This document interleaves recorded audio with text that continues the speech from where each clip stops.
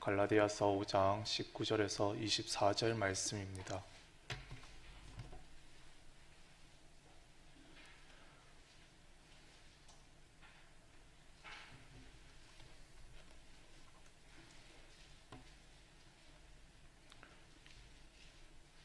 다 찾으신 줄 알고 한 절씩 교독하도록 하겠습니다. 육체의 일은 분명하니 곧 음행과 더러운 것과 호색과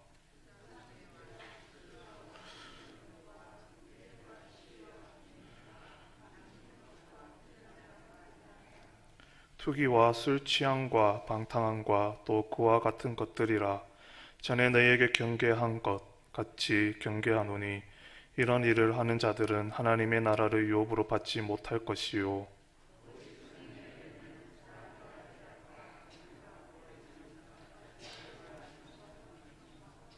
온유와 절제니 이 같은 것을 금지할 법이 없느니라. 그리스도 예수의 사람들은 육체와 함께 그 정욕과 탐심을 십자가에 못 박았느니라. 아멘.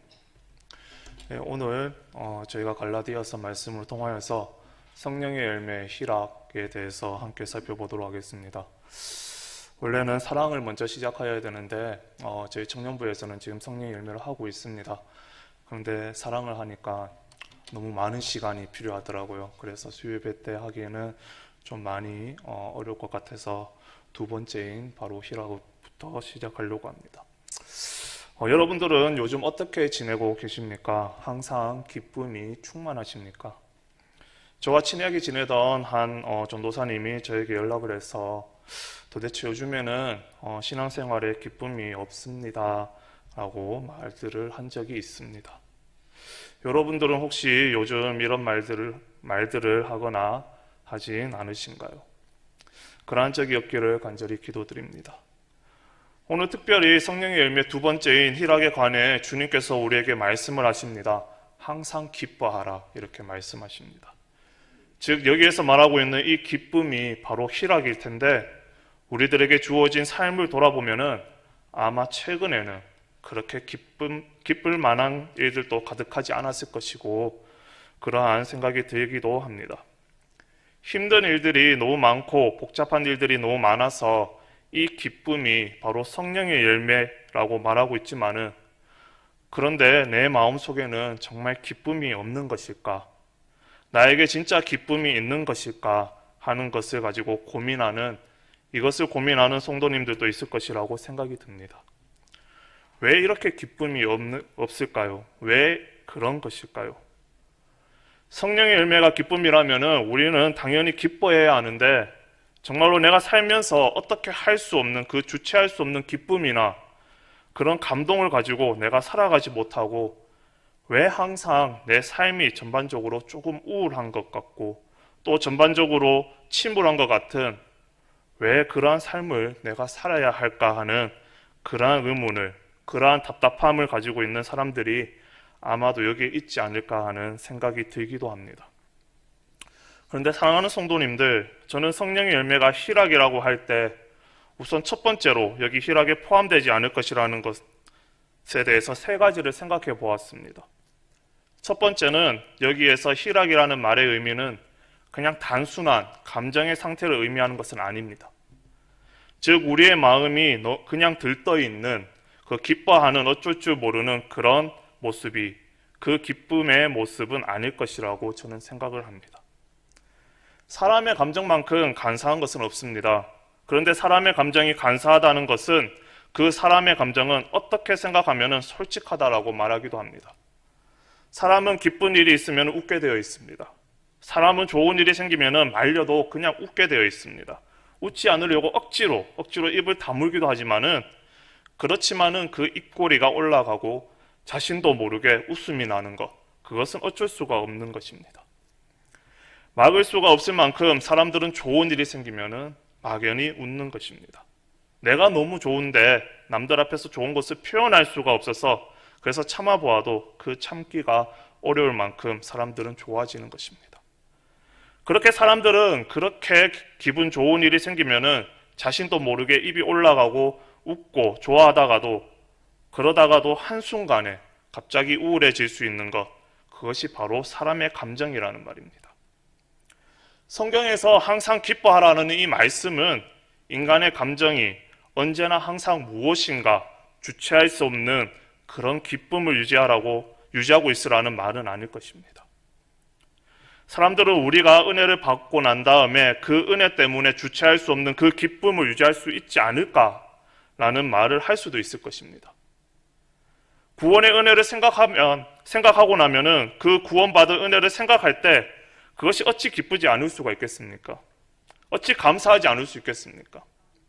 그렇지만 그것 때문에 항상 즐겁고 행복하고 너무너무 좋았던 그 순간들을 말하고 있는 것 같이 솔직히 고백하자면은 성령의 취한들, 성령의 충만해서 그렇게 기쁘고 좋았던 시간들이 우리가 신앙생활하면서 그것이 과연 몇 번이나 있었을까 하는 생각을 하게 되기도 합니다.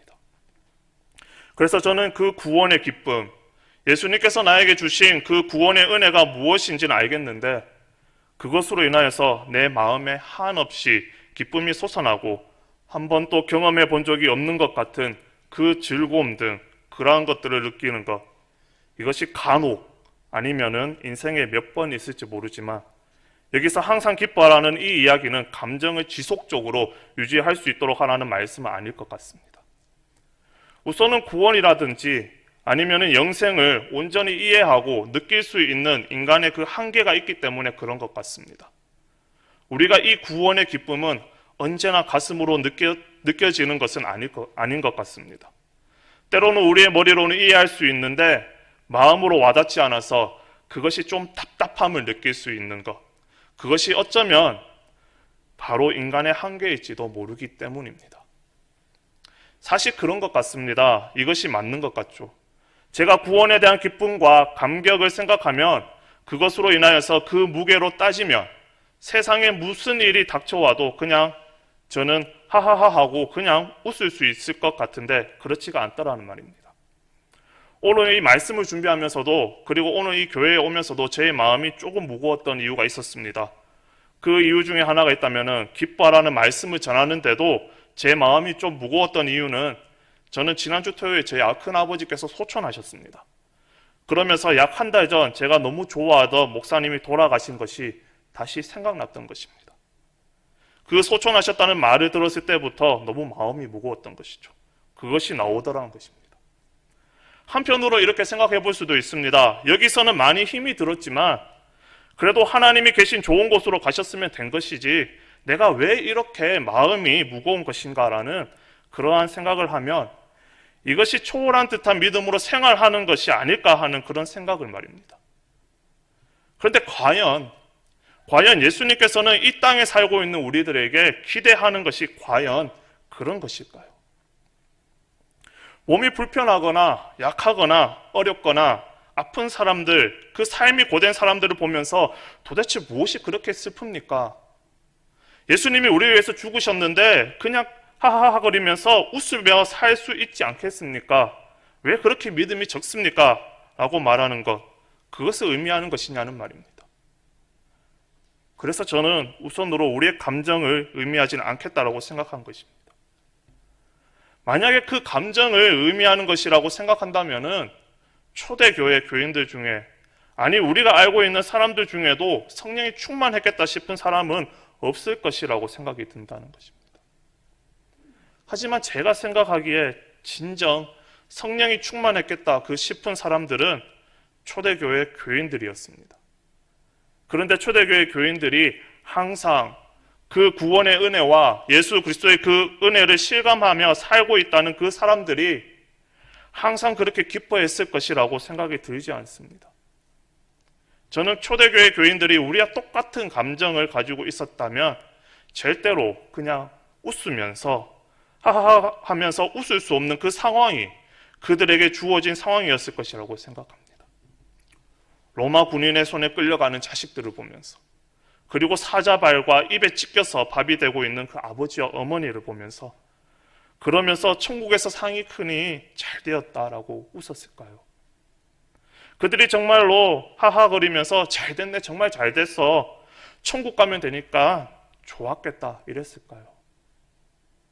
그렇게 세상을 떠나가는 사람들의 입장에서는 담대하기 위해서 오히려 찬송을 불렀을지는 몰라도 그 찬송을 부르는 사람 앞에서 그 불에 타 죽어가고 있는 그 가족 앞에서 그 앞에서 조용히 기도를 하거나 아니면 찬송을 부르고 있는 그 가족의 그 여러 복잡한 감정에 대해서 생각해 보신 적은 있으신가요? 그 감정이 그냥 좋아서 마냥 좋아서 웃었은 것은 아닌 것 같습니다. 기뻐하려고 하고 그리고 그곳에서도 위로를 받으려고 하고 있지만은 그럼에도 불구하고 어떻게 주체할 수 없는 그 슬픔과 그 고통을 우리는 생각할 수 없습니다. 전혀 알 수가 없습니다. 스데반이 죽고 난 다음에 스데반은 확실하게 천국에 갔습니다. 스데반이 그렇게 돌에 맞아 죽고 천국에 가는 것을 보면서 그 당시 초대교인들은 몇 날 몇 밤을 울면서 그를 장사 지내면서 모든 경건한 자들이 통곡하였더라라고 성경은 기록합니다. 그들은 왜 울었을까요? 스데반이 죽었다면 천국 간 것이 확실하고 그가 죽기 전까지도 눈을 들어서 예수 그리스도를 보았던 사람임에도 불구하고 그런데 그가 죽은 것을 보고 왜 당시 초대교회 교인들은 그렇게 통곡하며 울었을까요? 그들이 울었던 이유가 그냥 기뻐서 울었을 것이라고 생각되지는 않습니다. 만일 그것을 기쁨이라고 이야기한다면은 그래서 성령의 열매를 맺는다는 것이 이런 감정적인 상태를 유지하고 있는 것이 기쁨이라고 이야기한다면 그것은 아니겠다 싶은 생각을 저는 합니다. 두 번째는 이것이 아니겠다라고 생각하는 바로 여기에서 말하고 있는 이 기쁨이라고 하는 것은 그냥 낙천적인 기질을 의미하는 것은 아니겠다는 것입니다. 사람들 중에는 예수 그리스도를 믿든지 믿지 않든지 성격이 비교적 낙천적인 사람들이 있습니다. 어떤 일을 당해도 그 일을 가지고 크게 고민을 하거나 많이 괴로워하지 않는 사람, 쉽게 포기할 수 있는 사람들이 있습니다. 그냥 내려놓거나 너무 힘든 일임에도 불구하고 그냥 눈물 한번 훔치고 난 다음에는 그 다음에는 다시 일상으로 돌아가려고 하는 그러한 사람들도 있습니다. 또한 오랫동안 슬퍼하거나 오랫동안 고민하는 것을 별로 기질적으로 하지 못하는 사람들도 있는 것 같습니다. 그러한 사람들의 경우에는 워낙 성격이 낙천적이기 때문에 웬만한 일을 당해도 슬픈 일을 만나도 그리 오래 가지 않습니다. 항상 긍정적으로 생각하려 하고 낙천적으로 생각하려고 하는, 어찌 생각하면은 굉장히 좋아 보이고 어찌 생각하면 굉장히 가벼워 보이는 그러한 기질을 가지고 있는 사람들도 저는 있다고 생각합니다. 그리고 그런 기질을 가리켜서 성령의 열매라고 부를 리가 없겠다라고 생각하는 것이죠. 세 번째는 그냥 단순히 긍정적으로 살아가려는 삶의 자세를 의미하는 것도 아니라고 저는 생각합니다.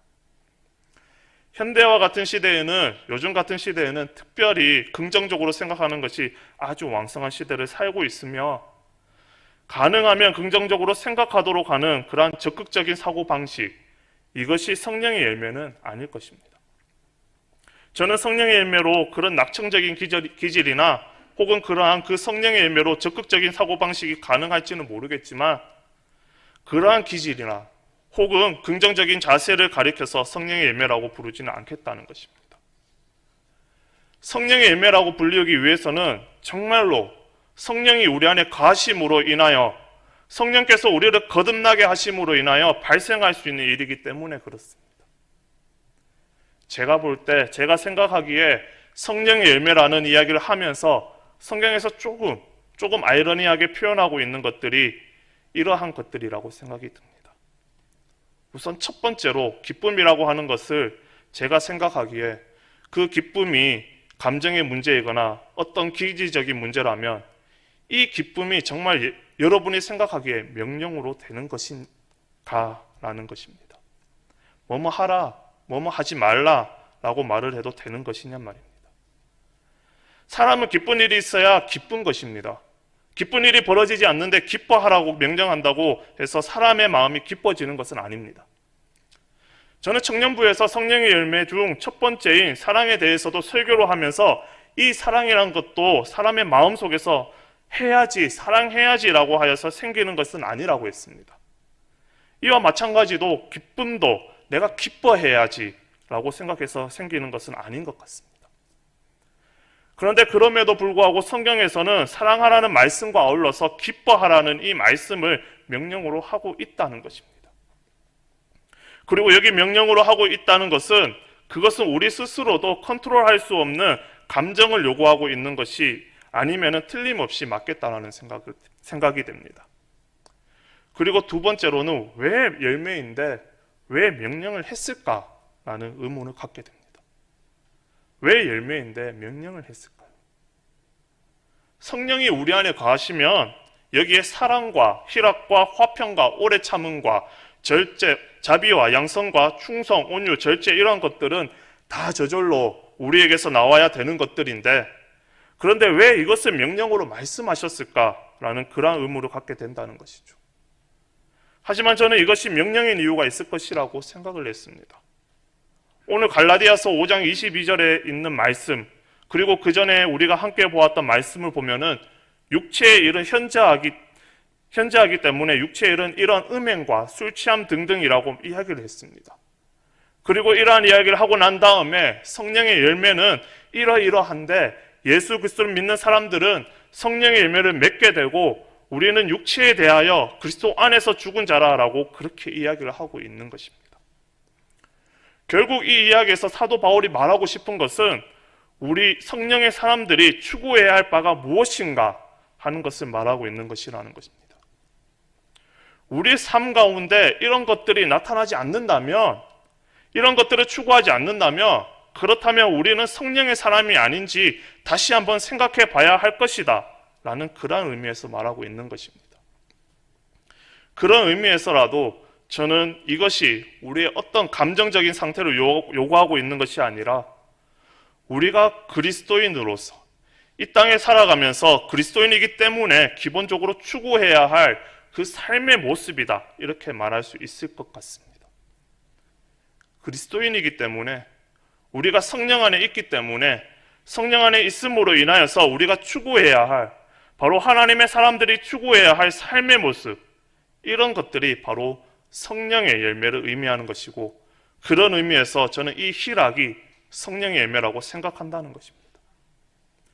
즉 몸과 마음이 아파도 항상 싱글싱글 웃을 수 있고 잔잔한 미소를 머금고 살아가는 그러한 모습, 그러한 사람이 아니라 그 얼굴에는 정말 피곤하고 너무나 두려움이 가득함에도 불구하고 그럼에도 내가 그 가운데 속에서도 여유를 가질 수 있는 그 여유를 갖기 위해서 몸부림칠 수 있는 그 충분한 이유를 가지고 살아가는 사람들이라는 것입니다. 그 어려움과 고난 가운데 있음에도 불구하고 내가 왜 여기에서 낙심하면 안 되는지 그것을 알고 있는 사람들이고 그럴 수 있는 이유를 가지고 살아가는 사람들이라는 말입니다. 너무 힘들고 너무 고단한 삶 가운데서 너무 피곤하고 지친 가운데서 내 영혼아 내가 어찌하여 낭망하며 어찌하여 내 속에서 불안하여 하는고 라는 그 기도를 할 수 있는 사람이 바로 성령의 사람이라고 말하고 있는 것입니다. 그리고 이 기도를 할 수 있는 이유가 어디에 있는가라고 물으면 바로 그 구원과 영원한 기업입니다. 그 구원과 영원한 기업에 대한 확신 때문에 지금 내 상황은 나의 목을 조여서 견딜 수 없게 만드는데 그래서 나는 감정적으로는 너무 불안하고 너무 두렵고 완전히 지쳐버리고 완전히 상심한 상태에 있음에도 불구하고 그 가운데 속에서도 내 영혼아 내가 어찌하여 낭망하며 어찌하여 내 속에서 불안하여 하는고 라고 그렇게 부르짖을 수 있는 그 이유를 가지고 있는 사람들이란 말입니다. 그 근거가 있는 사람들이란 말입니다. 라고 이렇게 말할 수 있습니다.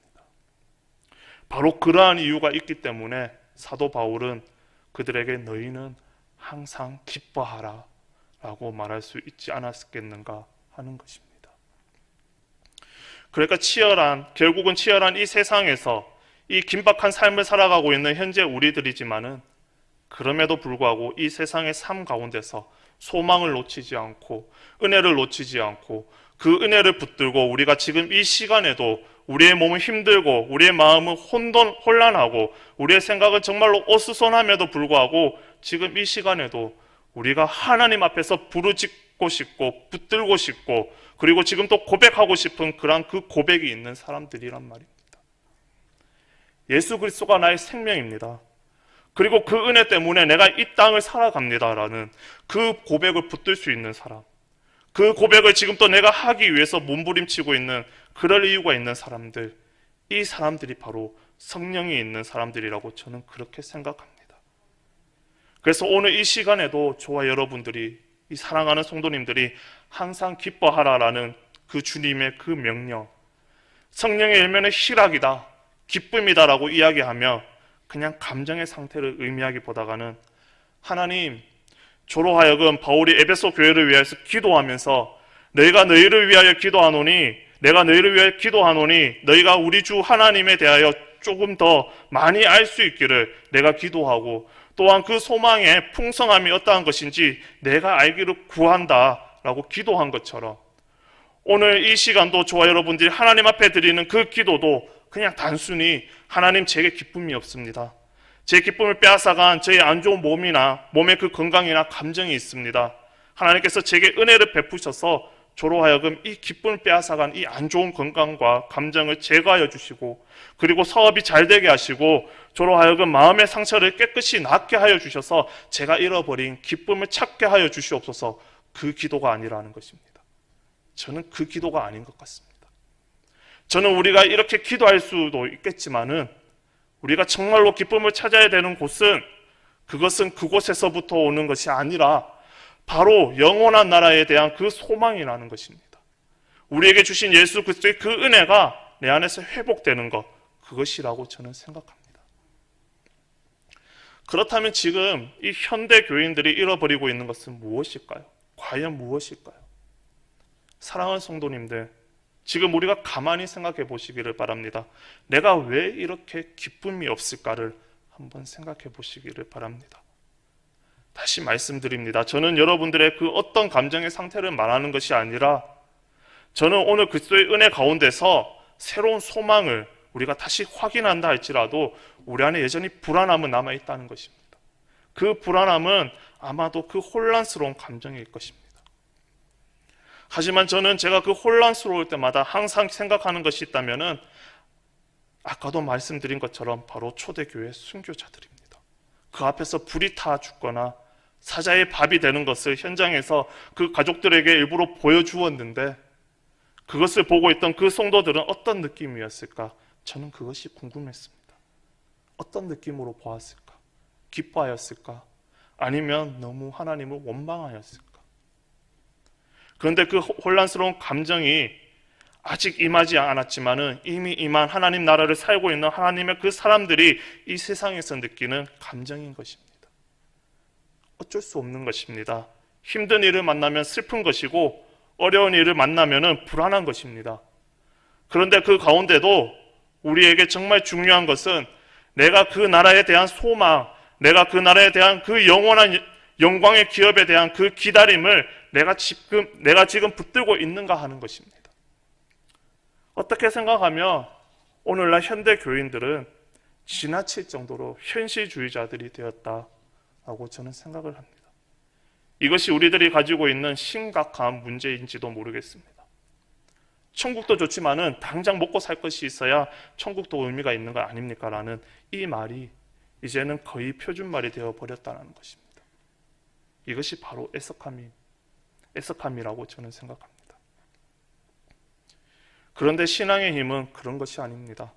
우리가 알고 있는 것처럼 우리의 믿음은 바로 그러한 어려운 상황 속에서도, 그 상황 가운데서도, 그 가운데에서도 여유를 가질 수 있고, 그 가운데서도 오히려 마음의 평안을 누릴 수 있을 만큼 오늘 기뻐하라는 그 말씀이 무슨 뜻인지를 아는 것, 그것이 바로 신앙이라는 것입니다.